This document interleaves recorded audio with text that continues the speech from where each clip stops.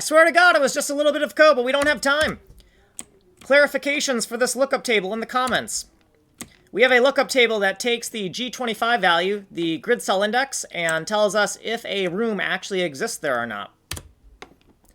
We have a transformation that takes the hotel index, tile size, layer, local x and y local to the level pack, not level, and gets the index of the red byte of the pixel that encodes the tile value that we want to either get or put. No logic is here yet.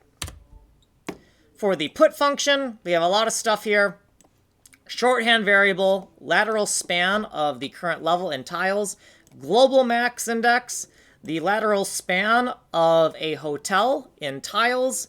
If we exceed the input global value bounds, then OK is 0. We're not going to proceed further. If we're still OK, we need to get the hotel coordinates here. We have the 2D and 1D coordinates. We need to get the local coordinate for the tile, and that is local to the level pack. We need to then get what room we're in. What room or level are we in? Here's the 2-dimensional coordinate, and here is the 1-dimensional coordinate for the level we're in. We'll air check the bounds of that. Then if the G25 value specifying which level we're in is a void room, we will say OK is 0 and not proceed further. If we're still OK, we're going to get the data pixel component index, which is the index of the red byte of the pixel we want to encode data in. And we'll do our bit packing logic here.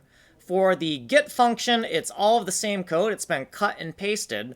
But instead of packing, we will be unpacking from the pixel that we are fetching the address of here. What we did previously, footnotes, what we did in this video. And if you want a longer explanation, you can go here. But we're out of time. This has been video 162.